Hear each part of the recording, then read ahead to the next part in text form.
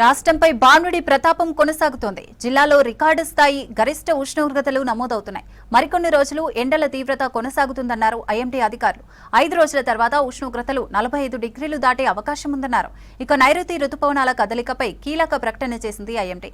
ఈసారి 5 రోజుల ముందే ఈ నెల 26న నైరుతి రుతుపవనాలు కేరళను తాకనున్నాయని ప్రకటించింది.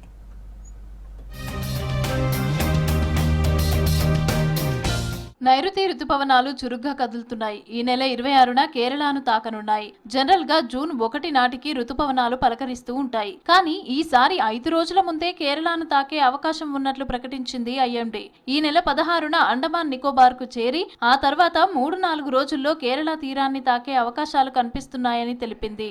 ప్రస్తుతం ఉన్న పరిస్థితి అయితే ఈ నెల 16వ తేదీ నాటికి మనకి అండమాన్ సముద్రంలోకి ఈ మా ఋతుపవనాలు ప్రవేశించి ఇంచుమించుగా మన అండమాన్ నికోబార్ దీవుల వరకు వచ్చే అవకాశం ఉంది.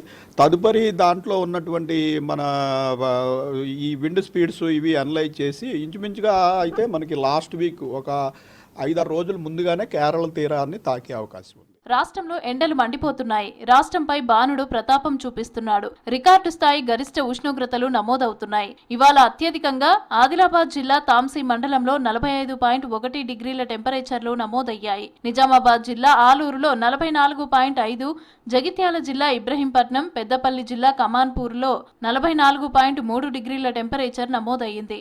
జీహెచ్ఎంసీ పరిధిలోనూ ఎండ తీవ్రత పెరిగింది. ఎండ ఉక్కపోతతో తీవ్ర ఇబ్బంది పడుతున్నారు జనం.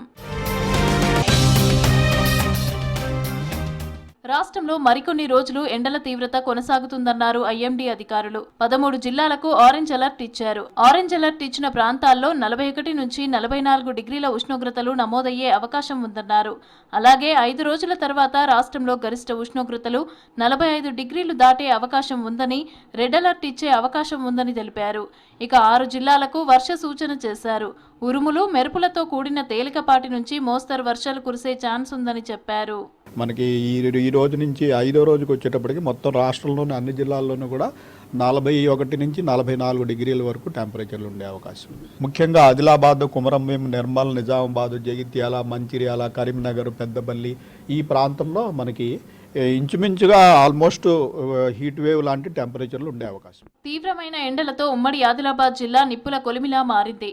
ఆదిలాబాద్ అర్బన్, బేలా, బోత్, ఇచ్చోడ, ఇంద్రవెల్లి, ఉట్నూర్ మండలాల్లో 45 డిగ్రీల కంటే ఎక్కువ ఉష్ణోగ్రతలు నమోదయ్యాయి.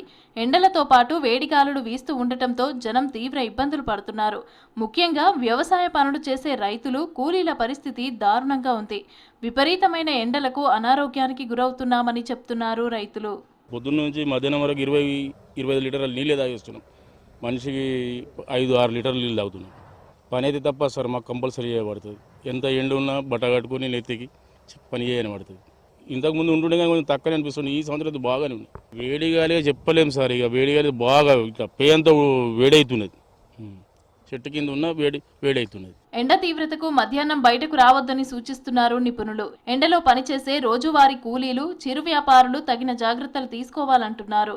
అనారోగ్యం, వడదెబ్బ బారిన పడకుండా చూసుకోవాలని చెప్తున్నారు. డీహైడ్రేషన్ అవ్వకుండా తగినన్ని నీళ్లు, జ్యూస్లు, ఓఆర్ఎస్లు తీసుకోవాలని సూచిస్తున్నారు డాక్టర్లు.